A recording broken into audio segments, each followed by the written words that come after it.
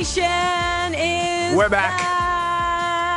Yes, OneNation presented by Tony Bet, Andi, Petrillo, Jordan Wilson, a.k.a. Trillz and Willz. Yes. Back with another year of OneNation. Every Tuesdays, 7 p.m. ET. We're back. On the One Soccers. We are so back. We are so excited. Let's go. Let's just, I don't know, talk about entertaining things, fun things, goofy things. Things that fly. Things that fly. And land. You know what's flying? Right behind me? Oh. I believe I can fly.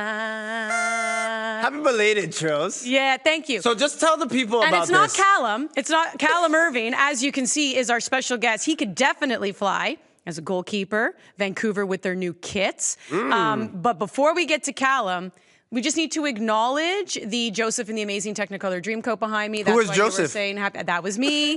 Hence why I'm like this, all my people. Now you know where my complex comes from. This is such an epic photo. And it's because it was her birthday, so our beautiful Santa brought this in. Yeah, our makeup artist, Santa Young, made that for me, right? So, Callum, I'm sure you're a little Great jealous. picture. Maybe we should do something for you now that we have you in an epic image, which, of course, is having an eagle landing on you. Part of your new kits with Vancouver FC. First of all, Callum, welcome to the show. So pleased to have you as our first guest in our second season of OneNation. Woo. And even though you guys are coming off a big win, 4-1, nice home win, we're not going to talk about the game at all. Like, not 1 second are we going to talk about the game. We just want to talk about the pregame. I want to know when you were told you had to have an eagle land on your arm. Well, first of all, thanks for having me. It's an honor to be the first guest on the second season of this show. So thank you. And this was hinted at a few months ago. Kind of one of those, you get brought into the office and they say, how do you feel about eagles? And you just can't even begin to imagine what they mean by that. And then 2 months later, the day before the game, they're like, well, the eagle's here, so you should probably get to know him. Oh. And What's the that's eagle's pretty name? much how it went. Yeah. Hercules. Hercules. Okay. Yeah, pretty fitting. Look, watching it on Sunday was cool. I'm like, oh, this eagle. Like Hercules seemed like he was doing his own thing. Was there a point where you're like, man, he might just take me by my shoulders and I'm flying away? I'm like, this is a powerful animal. Yeah, genuinely, I try to be as relaxed as possible, but ultimately, if Hercules wants to do something, he's going to do something, and I'm at his will. So ultimately, I pretty much surrendered to Hercules and just let him, be the star of the show.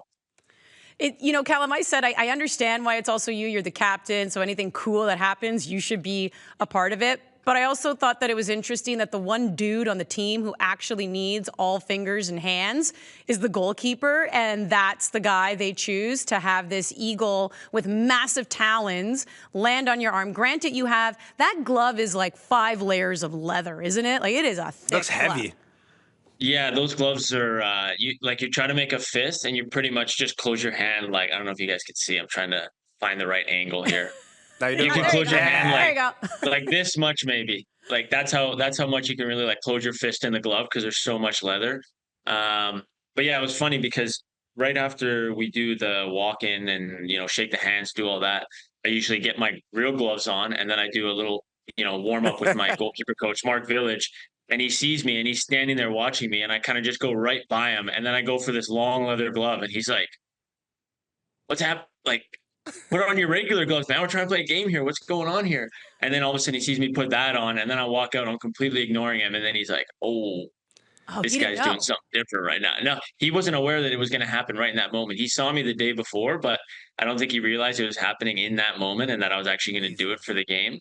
And so he was definitely, I think, probably a little bit worried about my hands.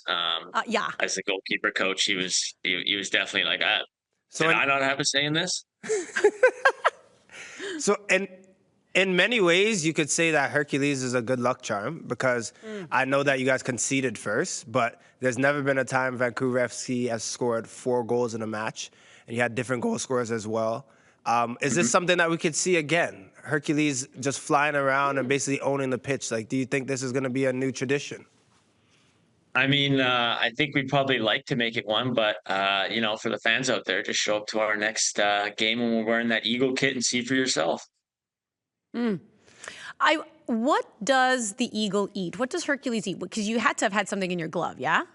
Yeah, I got a little bit of meat. I don't even know what kind of meat it was, or it basically looks like stuff that you get at Pastrami. a pet store. Maybe like the low. I wouldn't say low grade. I don't even know. It's basically just you hold a little bit of meat there and like in this in your fist, and then he's just going to town on it, trying to get after Yeah, it. there's no low grade. Hercules don't eat low grade. You don't look like Yeah, I that, was fly gonna like say that. It's no. like You AAA can't. sirloin. Oh, that's Yeah, great. probably. Honestly, probably. So Callum, you look super. I mean, I know your face a little bit because seeing it playing against you, whatever. You were a little bit nervous, but you seemed confident, right? Who and just you look like a trustworthy guy. Who on your team would you just be like, I don't trust this person to put out their arm and have Hercules come? This could end really, really badly. I think there are two guys probably that spring to mind because they actually have a little bit of experience with the Eagles in preseason. Gabby Bitar and Mickey Cantab, they both had to deal with being in the Eagles cage during the photo shoot for our home kit. And both of them did not want to step foot in there. As soon as they saw it, they were like, this is not, This is not it. this is not me. This is not me. This is not what I do. And the funny thing was, is our photographer Bo had to basically change the lenses to make it look like they were closer than they actually were. He had to use like a telephoto lens, That I is think, or something hilarious. like that, to basically like make it seem like even though he's right there and the Eagles all the way back here, that they were actually closer than they were because they did not want to get near them. A, we're going to make fun of them. B, some would argue that was very smart on their part. So at least it's an eagle that's now become your new mascot and not like a lion or tiger, because I don't think anybody would step in the cage at all. So I kind of lied before we let you go, even though this has been highly entertaining, because I will talk animals all day long. A couple questions here just about how that first game went for you. You know, obviously Jordo mentioned first time ever, like scoring those 4 goals, getting that home win. How do you feel? Because last year all the talk was, of course, expansion and figuring things out. And now that you're heading into year 2, how different do things feel? Yeah, they feel really different. I think we had a full off season that allowed, kind of all the great people around this club to actually, try and fix maybe any problems we had last year and just get us onto a strong, ground. Because last year it was just such a race against time, and then you're playing catch up the entire season, and that's not just on field, that's off field, right? So it's like things like the facility, the day-to-day schedule, things like that. Everything just kind of improved this year, and that gave us a much better ground to stand on. And then I think you saw it in our performance. We built quite a good roster, I think, with a lot of experience and mixed in with the youth. And we faced a bit of resilience, kind of like we did last year in the home opener. But this time we were able to come out on top and I think show our fans kind of a little bit of what we're about. But obviously it's game 1. We're not getting too ahead of ourselves. We're still focused on the work kind of day to day, you know what I mean? And we got Thursday game coming up pretty quick here. So enjoy that moment, but then try and move on. Last season, Callum, your club scored 28 goals, and I've already dubbed them to be the team that scores the most goals ever in the Canadian Premier League, which would be 48. Do you feel like that's attainable with the firepower that you have? And I know they're wrapping shots around you in training. Do you feel like this team can get that and be probably the highest scoring team in the league? I mean, based upon what they do to me in training, I would have to agree with you, but I'm the one that experiences it every day. So if they don't score 48 goals, I'm going to be pretty pissed because, what's all this then? What am I here for? But no, yeah, we have so much depth in our whole attacking group. And I like the kind of wide range of players that we have. We have, creative guys like Gabby and Ben Fisk and somebody like Mickey, guys that are creative and can find those pockets. And then we have, workhorses up top. Moses is nonstop. He just goes. And then Worrell's a clean finisher. Jose's a young guy with great technique, good finisher. Seb, a U Sports player. He's been scoring goals in preseason. TJ, a young guy. We just have it's just the list keeps going. And Zach Verhoeven that we brought in. And I love the depth that we have, the difference in players that we have. I think it gives us a lot of different options. And I'm hopeful that we can keep on, putting it in the back of the net because I prefer to probably not have much to do, Except, have eagles land on your arm. But exactly. Callum, I can focus on that. Yeah, we appreciate you taking the time. Say hi to Hercules for us and best of luck in your next match. Good luck, Callum. Dude. Thanks, guys. Appreciate it. Callum Irving, goalkeeper, captain with Vancouver. Shout out to the boy. Shout out to the guy and just the bravery as well. I do love Bravery is the word. Well, that's the thing. Like Mark Village being his goalkeeper coach, he's right. He's like, whoa. What's my guy doing here catching an eagle on his hand when he needs those to stop soccer balls? Anyways, highly entertaining. So Vancouver coming off a big win. Huge win. It was a great opening weekend in the CPL. There were so many firsts. You know, we've touched on them throughout our shows on One Soccer Today. But here's where we're going to have a little bit of fun because one of the goal scorers, Sergio Camargo, shout out to Camargo, 100th appearance with Cavalry. We know he's been dealing with injury. It has to feel so good to enter that Centurion group. And also, he's one of the original 10 CPL signings that were announced back in November of 2018. So he's still going. But it's the way in which he scored. Yes. Off a corner, and he gets his head on it. Near right? post. So right away, if you know me, you know I'm cocky. What? You know why? I'm just going to say Nah, say it again. Hold on. If you know me, you know I am. Cocky. Really? Some would just say simply confident. Got it. Listen, this guy's scoring with his head. He's 5'6". So right away, I'm like, I can score. That's what it means. I could score the CPL. Wait, no, before we get going, great goal by Camargo, the flick on. If you haven't seen it, please go and tune in and watch that. But how tall are you? No. Don't look at the numbers. Put it at his. How tall are you? I am 5'4.25". The quarter was added just now. Got it. Okay. Because I do yoga. I earned the quarter. Got it. So when you do the yoga, you got the quarter. Perfect. How many inches are these Doc Martens giving you right here? Oh, please, half an inch. Come now. Okay. So this is Camargo right here. First, I need to say as well, I'm 5'10". Not the tallest, but this is just for reference. So already you're 5 what? 4.25? Hold on. Put your foot on it though, properly. Step. Yeah, step like that. Yes, that's how you do it.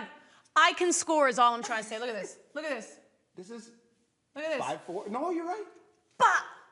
5'6" is not. That was my header. So okay, now let's see the technique though. And but it's a sound effect and everything. Wait, I gotta fix my hair though. Hold on. There was someone else. I want to know how tall he is as well because I actually don't know. But Manny Aparicio scored this head a bit different because his was a bit more direct. He was maybe 3 yards out. Show some respect. Are you scoring? Yes. I think so too. Camargo scored. Manny Aparicio scored. That means Andi Petrillo can score. That's exactly what it means. Header.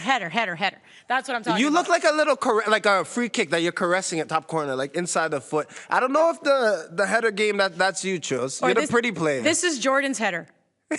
That's exactly what I look like every single time. Sorry if you're just listening to audio. Really, really sorry. But yeah, I just noticed a bit of a trend. So yeah, I got like cocky with all you guys. I'm like, I'm scoring a header. So shout out to Camargo and Manny Aparicio. Respect. Shout out to Canada Soccer. So I have what was just released. I have a beautiful press release in my hand. So we already know that Canada on June 6th, the Canadian men's national team, they're going to be taking on the Netherlands. They've just announced that on Sunday, June 9th, they're playing France. World number 2, France. Crazy. So, I mean, this is obviously really important because we were really concerned with Canada hosting 2026, being part of USA and Mexico with the World Cup. They don't have to qualify. And we were like, oh, well, they're going to have tough competition, which is why that March 23rd game against Trinidad and Tobago was so huge to win that, to qualify for Copa America.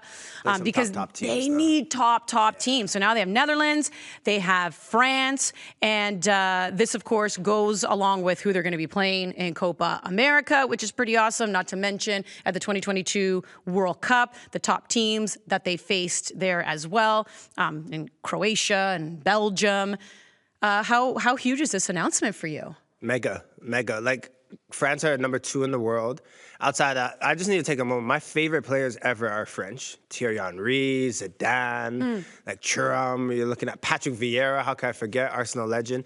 Like, you're playing. There's no better test. Literally number 2 in the world, but also going into Copa, there's no better test from a football standpoint because Canada might not have the ball as much as they're used to when they're playing CONCACAF nations. Like, this is a time where you have to think about Mbappe. And for the players like, oh, they're not going to play maybe France start. There's the Euros this summer that France are favored, in my opinion, to go out and win. There are a couple other nations, maybe England, but France are the top for sure. Why wouldn't they be? They made the final against Argentina, and Mbappe and Messi were like, go. You have a goal. Like, they're you have a goal. Crazy. Yeah. So, yeah, I think this is just like if you look at playing the Netherlands and then a couple of days later playing France and then a week and a half later you're playing Argentina, what better summer if you're a Canadian player?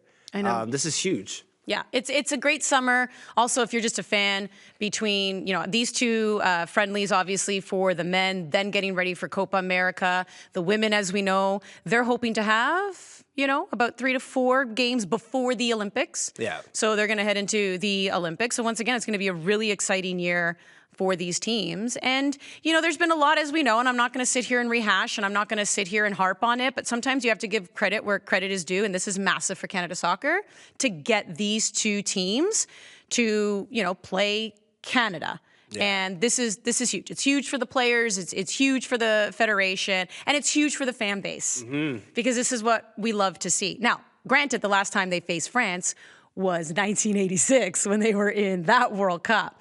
So it's been a long time since they faced this team, but this is top quality opponents. Kudos to them.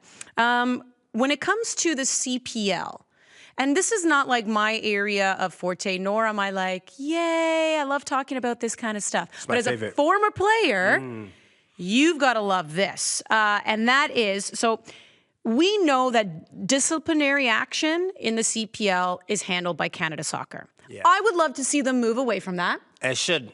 As we all think that we think, leagues, as in every other league, they usually handle the disciplinary act. Not usually, they handle the discipline of their players within their league. Right now in Canadian Premier League, that is still Canada Soccer who does that. We would love to see them move away from that.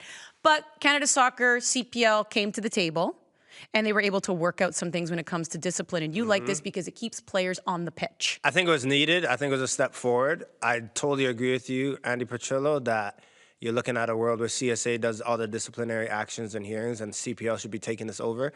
I think we'll see that soon. But this is what we're talking about. Sorry. No. That it's now, so before, if you got 4 yellows, yes, you then had to serve a 1-match ban. Now it's increased to 5. Yes, which is huge. Because I think a lot of players, you saw like the players like me, but I'll name names now. Just the Dante Campbells, the Cedric Toussaints, the Charlie Traffords, the defensive midfielders, but just also the players that love a little contact and might talk a little bit to refs. We're getting 4 yellow cards very quickly, but now it's 5. But I think also the added bonus is I think it can gets refreshed after. Basically, there's like a good behavior part of it. Like if you go a certain amount of games of not getting a yellow, you drop down.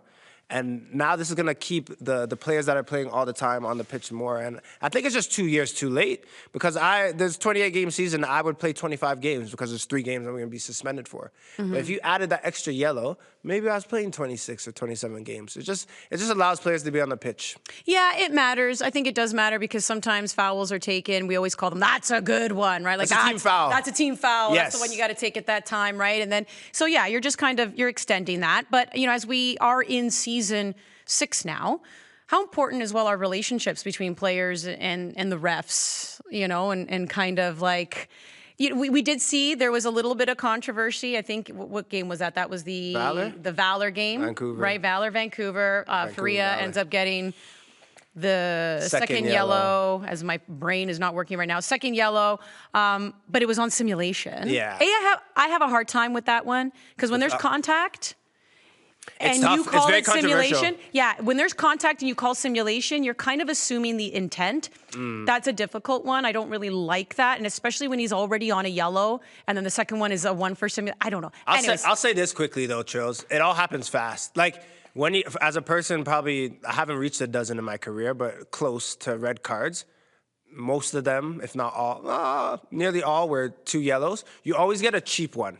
You never get 2 yellows that are like, man, that was a yellow. It's always one where you pulled the guy's shirt, or you just did something silly. Jordan Faria did that the first one, pulled the shirt.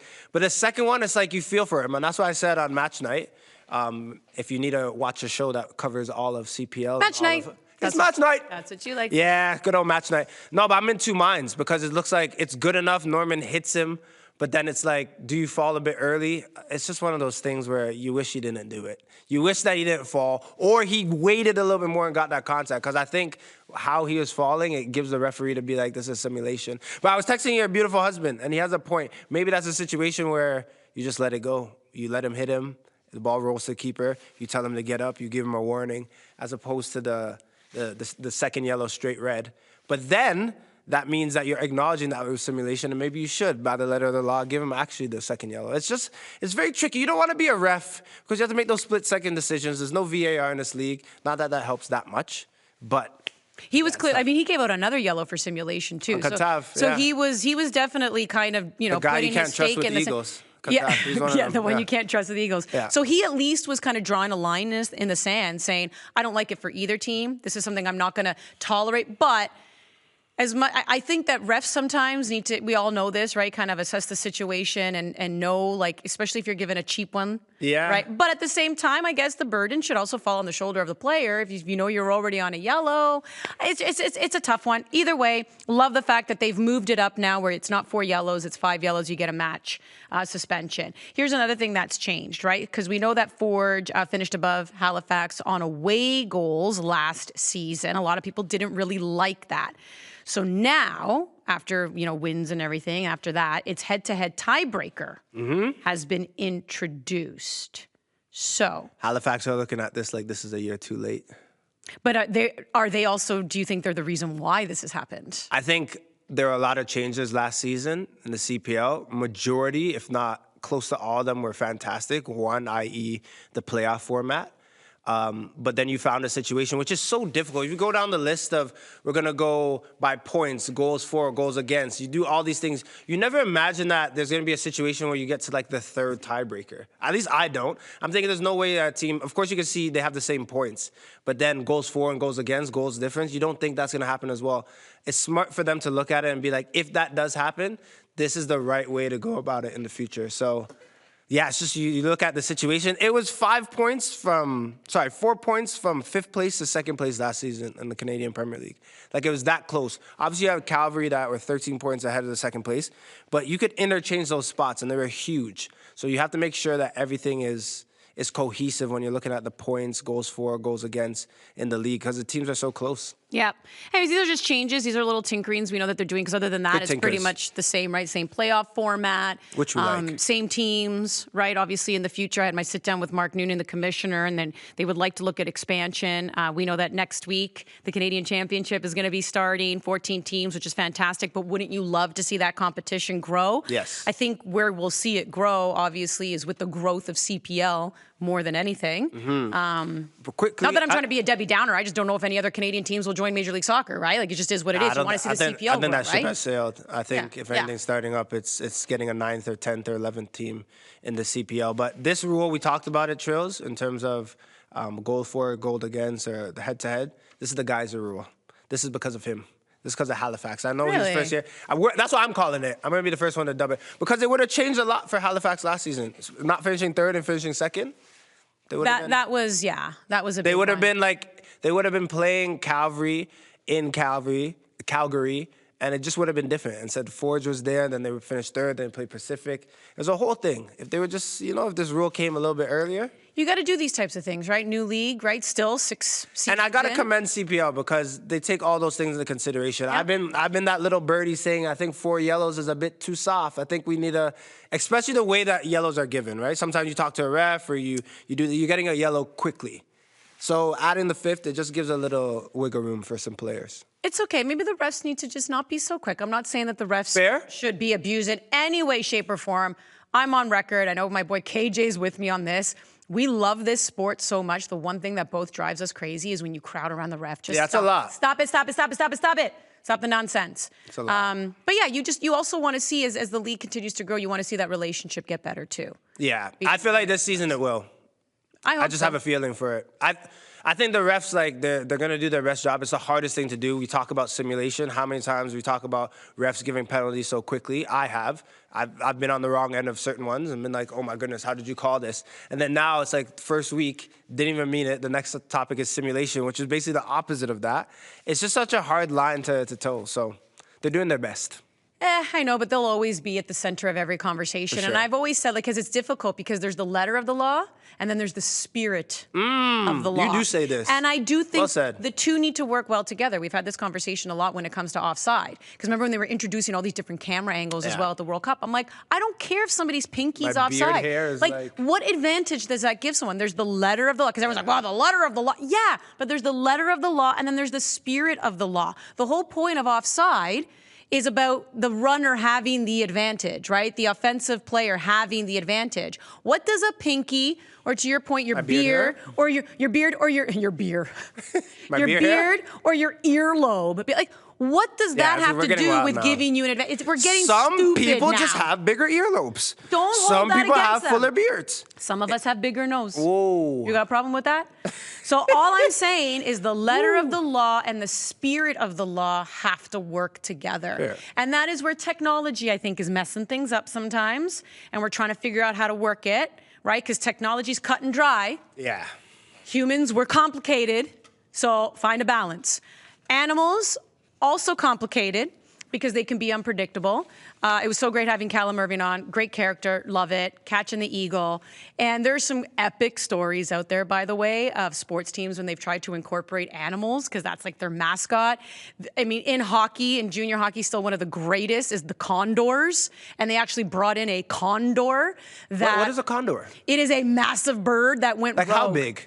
Your size. It's a full human size. Look it up. A condor. It gets away from the handler. It's on the ice, makes its way on the bench. All the players are like, later. Right? Like, it was ridiculous. A condor sounds like a dinosaur. It sounds huge. If I'm playing for the Condors, a condor is heading my way. I'm not playing that day. It's a Take it out of my prehistoric wages. animal. Take it out of my wages. Why is an animal coming towards me while I'm trying to get ready for a Like, game? is that a pterodactyl? I'm like, what is this thing? Like, nah. You're counting me out that day. Look Find it me. up. Find me. So here's no the chance. thing. What animal... and you know what? Go crazy. We don't even have to worry about safety at this point. If you just wanted to come up with an animal that should be part of a pre-game ceremony in the CPL. The thing is, I don't even know the names. Like, so I have want to to go. see a kangaroo. No, so I have to go back to what Willz said on the weekend, and like Willz off air, unhinged but hilarious. Like he said, oh, like more CPL teams should do that, and then immediately said like Forge, yeah, they should just start a fire like in the middle of the pitch, and I was cackling. I thought that was hilarious because Forge, whatever the flame. But if you're Calgary or Calvary, you're putting a horse, no? So you want to see a horse? They've had horses part of at the their- stadium? Yeah, I believe they've had horses. Because isn't there, you know more than me, you've been here longer. At Spruce Meadows. Spruce Meadows. Yep. Horse track. Yep. Horse races. Pretty sure they had, like, when they made the fight, 2019, 100%, I think, like, I saw, they had, like, the guys coming in on horses. And I know in between the benches from playing there is like a tree horse, like a green little horse that's molded, like a fake horse. Hopefully I'm explaining this right. I don't know what they're called. When there's like they've, you know when you can like carve out a horse out of grass or like trees? Sculptures, like a hedge sculpture or something? Yes, like a hedge sculptor. So they have that there. They need to roll that bad boy in the middle. Camargo, whoever the captain on the day, Dan Carducci, needs to hop on that. We also need to see from Halifax Wanderers a nice big old ship. Just roll the ship straight into the middle. Right? A pirate ship or a tugboat? A pirate ship. Get Denton, shout out to the boy. Get Denton on that. We got to just start to lean into the pregame match day right before. I like this. Yeah, just tear up the turf. It's okay. Just bring in this massive ship. Bring it. I'm sticking with my kangaroo. That's Who's okay, you want a kangaroo boxer? I didn't say I'm making just wanna sense. see I an just animal. want to see an animal, and if it can go rogue, the minute you see that kangaroo You just want chaos. lean back on its tail, you run for the heavens, man. Look, and they're boxers, and they got all big, like hence flex, and then just start nah. The condor, the kangaroo, lions, any team lions, no. Just keep your we're not doing that. Anything that can punch you in the face and eat you, I think, is probably off the list of suggestions. I'm looking forward to, though, Trillz, Vancouver FC doing that again. Because it makes sense. They got the eagles on the uniform, on the shoulder blade. Getting the eagle, Hercules out. You covered TFC as well. They had... Bitchy the Hawk. Sorry, what was their name? Bitchy the Hawk. Bitchy the... They used to have T-shirts for Bitchy, and they stopped selling them. The name Bring of the... them back. Hold on. Maybe the name of the animal was Bitchy. Because no seagull came around her, let me tell you that. Tell you that for free. She's like, what? And now, I don't think they have anything, and the seagulls are just taking over. Bring back Mitchie. That's the one animal I don't want to see at a sporting event, a seagull. Nah, no chance. Anyways, lots of fun. Callum was great. This was great. It's great being back. It's great being back. Shout out to you, Joseph. I look handsome. I look smart. I am a walking work. Is that the song? That's it. Peace out.